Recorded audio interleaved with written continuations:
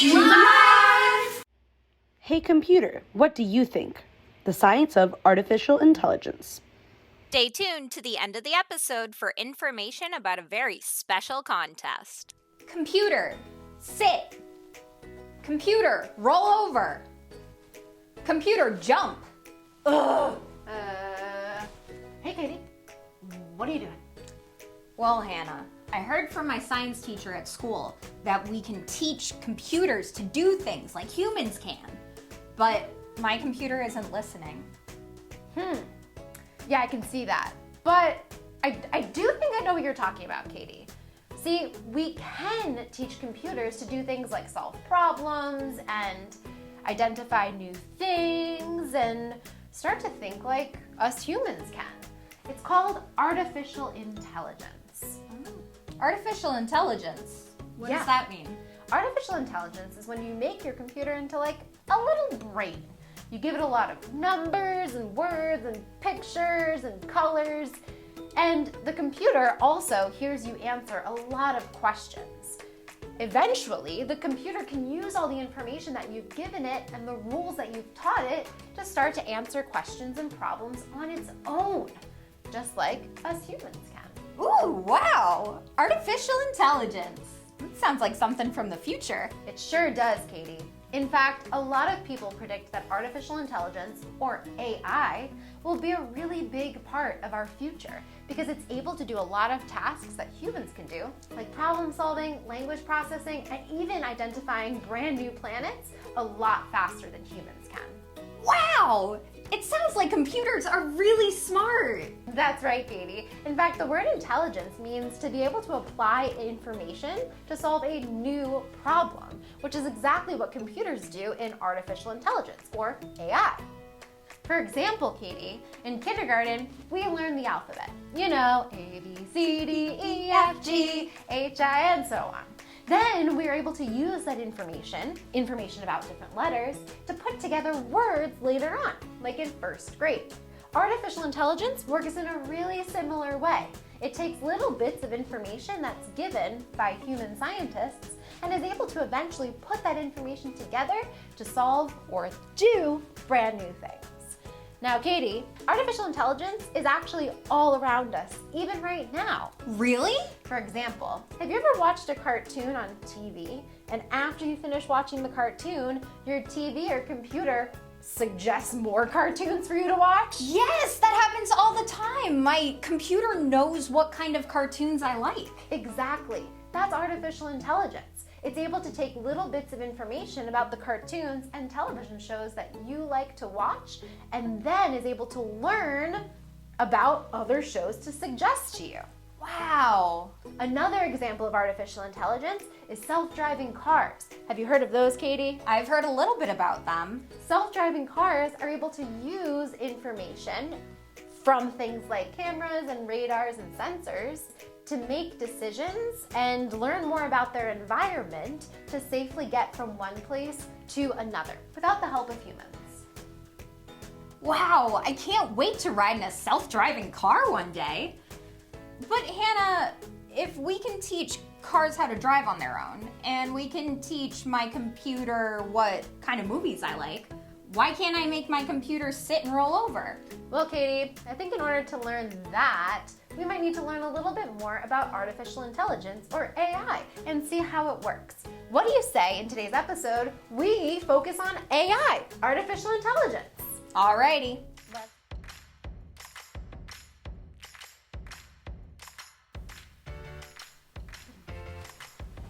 Hey, Hannah.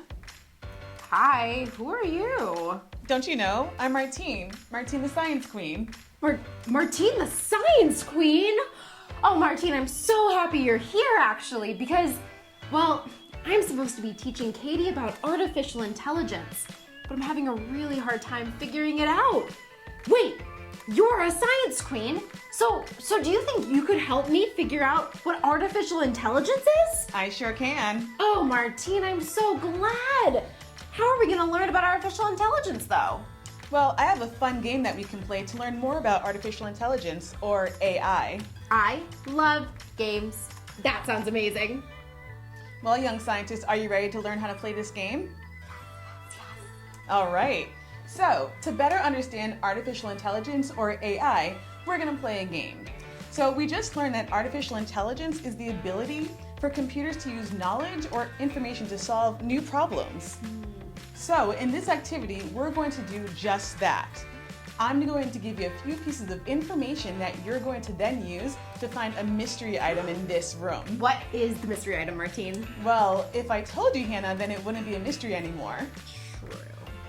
But what I can tell you that the mystery will be marked with this question mark.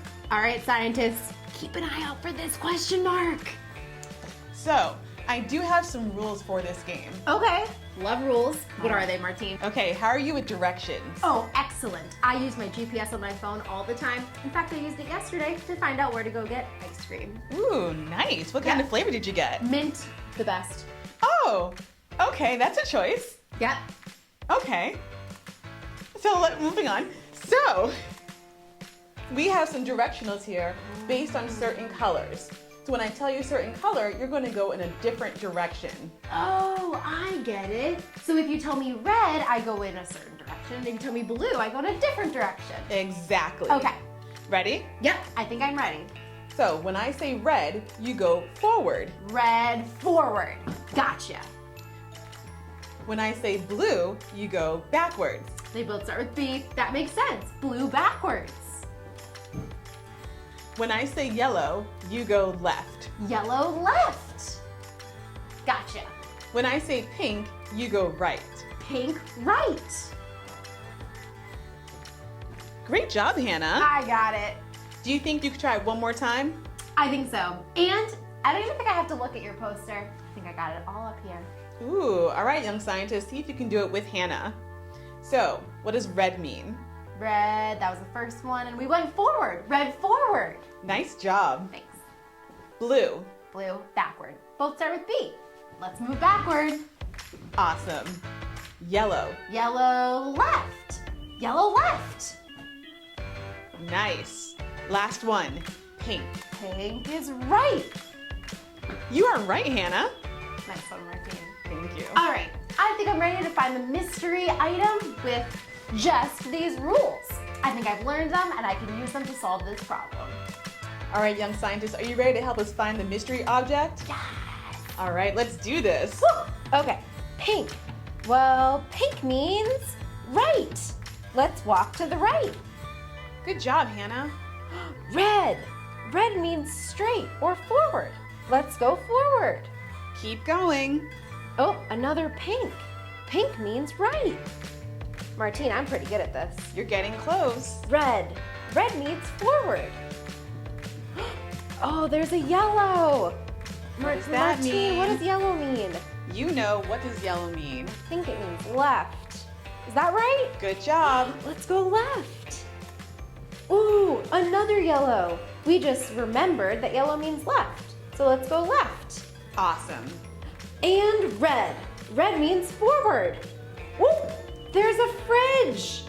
But there's a mystery item. Martine, it's a lollipop. Wow, you found the mystery item. Great job, Hannah. Great job, young scientist. Nice work, Hannah. Looks like you were able to use information you were given to complete a task to find something in your own environment. This is similar to how AI, or artificial intelligence, works. Ooh, that's right, Martine, the science queen. In artificial intelligence, scientists give computers lots and lots of information. And after lots of practice and hearing these rules, the computer is eventually able to solve problems all on its own. Pretty cool, huh? It is very cool, and you were able to get a lollipop at the end.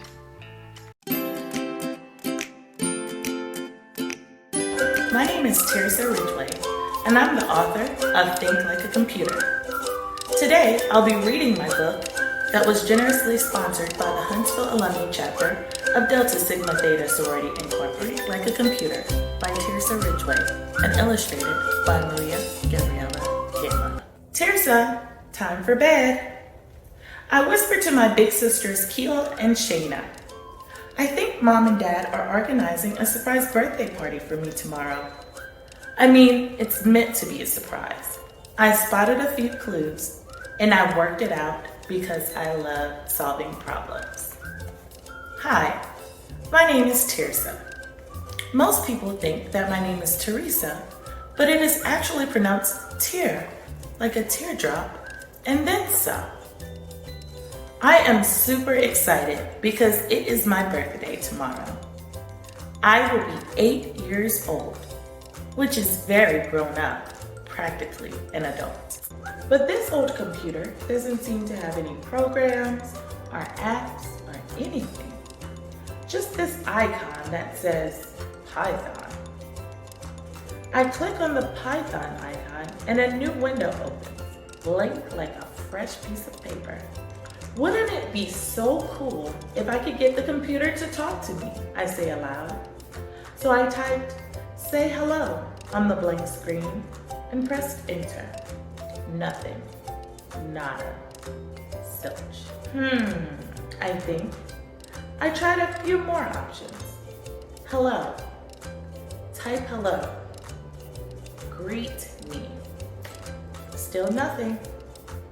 How am I supposed to use this? I'm about to give up and turn it off when I remembered what Mrs. Bodsey taught us about Katherine Johnson. When she began working, she did not even have a computer to use. She had to do all the calculations herself, and she managed to do the math to put a person into space. I remembered last week when my big sister Keela was helping me with my English homework. She said, when you are writing dialogue, you need to use quotation marks to show someone is actually speaking. So I quickly typed, "Print hello," and pressed enter. "Hello," says the computer. Woohoo!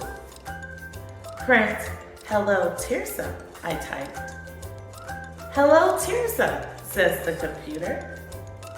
I typed print, "How are you?" "How are you?" asked the computer. "I feel amazing," I replied while jumping around the room. Oh, that seems like a really cool book. I want to know how Teresa makes the computer talk to her. Well, one way computers can talk is through something called binary code. Binary code? What's that? Well, Katie, binary code is kind of like a computer language that programmers use. It uses a series of zeros and ones to make numbers and letters. So, for example, the way someone might write a capital A is 0, 1, 0, 0, 0, 0, 0, 1. All those numbers just for a single A? I know. In between the two ones, there were 5 zeros. It's crazy. You telling me. It may be hard for us, but easy for computers to understand. Check out the letters on the screen and look at the way you could write them in binary.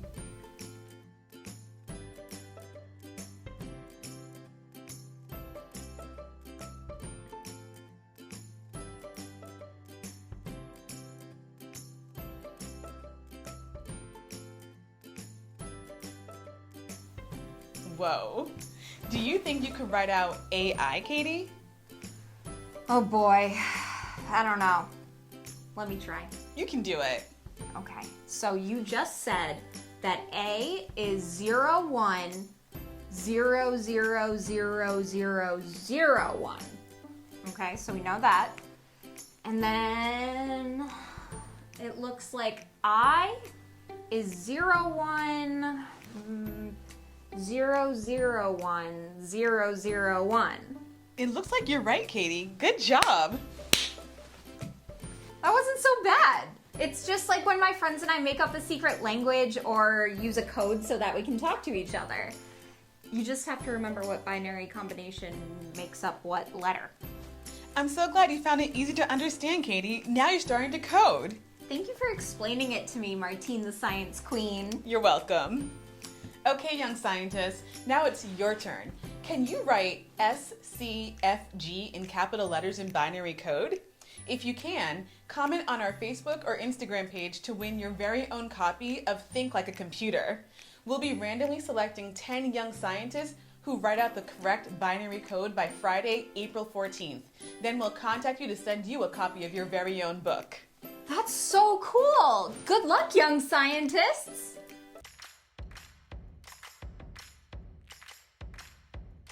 All right, Hannah. One example of artificial intelligence that you might be familiar with is facial recognition. Facial recognition is how some phones are able to recognize our faces and unlock. A computer uses a facial recognition system to match a human face from a photo or video to another copy of the same face from a large set of data. Ooh, that sounds really cool. My mom's phone can unlock with just seeing her face. That must be facial recognition in action. Yes, you're right. In this activity, we're going to create our own facial recognition system to help us find a second photo of Katie amongst these photos of our SCFGLive friends. That sounds really cool. A key component of artificial intelligence that helps computers to recognize faces is called feature extraction. Feature extraction translates parts of an image into a list of features that a computer can understand. It's kind of like when someone is blind or visually impaired and someone near them describes what's in the environment. That way the person can visualize or understand what's going on. Ooh, I get it. A computer cannot see a photo, but it is good at comparing lists of features or detail to better identify a photo amongst a big set of photos. So, let's practice feature extraction using this image of Katie. We have created a list of feature questions that we need to answer for this image of Katie. Hair color, glasses, eye color, shirt color, hair length. Ooh, let's see. Well, looks like Katie's hair color is blue. So we'll write down blue. The next question is if Katie has glasses, and she does. Let's write down yes. All right, her eye color, Katie has blue eyes. Let's write blue.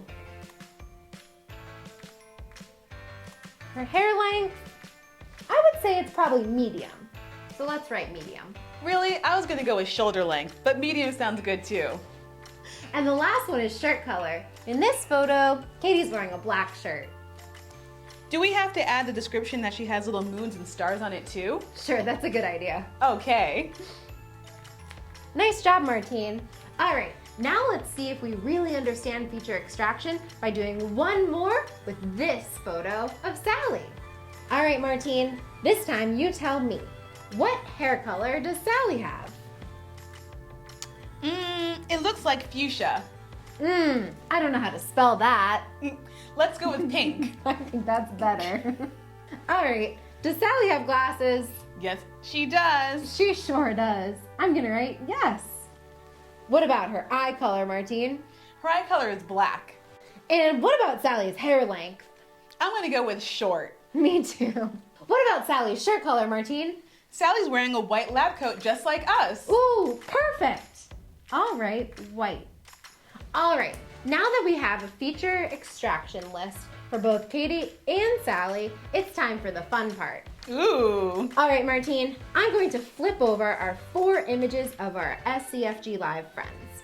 As you can see, we've conducted feature extraction for each of these images. All right, Martine, do you think you can find, well, actually, let me mix this up first to make it more tricky. Ooh, I don't know, Hannah. All right, Martine, without even seeing the photos, do you think you can find the match for this photo of Katie? Let's see if you can find the other photo of Katie amongst these 4. Okay, I'm gonna try. So, we know that Katie has blue hair. Let's find out who else has blue hair. This one has blue hair. Awesome. I'm gonna give this 1 point. All right. We know that Katie has glasses. Who else has glasses? This one has glasses. Okay. This one has glasses too. Awesome. All right, Martine. Eye color. We know that Katie's eye color is blue. Ooh, this one has eye color blue. Awesome. This one does too. Cool. All right. We know that Katie's shirt color is black with moons and stars. Ooh.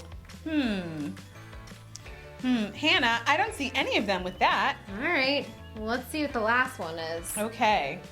We know that Katie's hair length is medium. This one has medium. This one does too. Awesome! Nice job, Martine. You just conducted a database search to try and find a match for this image of Katie. All right, now to see if we can find the correct image, let's tally up their similarity scores. That's the amount of features that they had in common with our image of Katie. All right, Martine, what was the similarity score for this first image? It was 2. They both had blue eyes and medium hair length. Awesome. Go ahead and write 2 on that one. Perfect. What about the next image? They only had 1. They both have glasses. Okay, that is a similarity score of 1. The next one? That one had 0. There were no similarities. All right. I don't think that's the image of Katie. All right, what about the last one, Martine? Ooh, that one had 4. That's a lot. All right, now based on our similarity scores of 2, 1, 0, and 4, which image do you think is the match for our image of Katie? I'm gonna go with the one that has 4. Let's see. You were right, Martine. You found the other image of Katie. Wow, isn't that cool that you were able to find Katie's match without even looking at the photo? Wow, that's right. We were able to use feature extraction to find a face just like computers do. Awesome job. Nice work, young scientists. Katie, I have someone super cool to tell you about. This is Rana El-Kaloubi. She is an Egyptian-American computer scientist who studies artificial intelligence. She helped to create a special technology called Emotion AI, Emotion Artificial Intelligence, which is used to help to detect different emotions, feelings, and facial expressions. That sounds cool, Hannah, but why would we need a computer to be able to detect our emotions and our expressions? Well, one of the ways Rana's Emotion AI technology is used is to make driving safer. Over time, the technology learns about the driver of the car and is able to identify their facial expressions and emotions. This way, the technology can detect if the driver is asleep or distracted by eating, drinking, or using their phone. If the driver is distracted, the technology will alert the driver to make sure their eyes stay on the road. Wow, what a great way to keep our roads safe. Rana's so intelligent. She sure is. And I think now that we've learned about artificial intelligence, we're pretty intelligent too, Katie. You got that right. Oh, wait, okay, what are you doing now? Well, Hannah, I've decided that my computer can't understand me when I tell it to roll over because it doesn't understand human speech yet. So I need to write a computer program that will help it learn human speech. That's right, Katie. It's like our facial recognition activity. The computer couldn't actually see the faces that we were showing, but it could understand the different features, like our eye color and hair color. So I think that's a good idea to use a special program to communicate with your computer. Katie, you really are thinking like a computer scientist. Can't wait to see if your program actually works.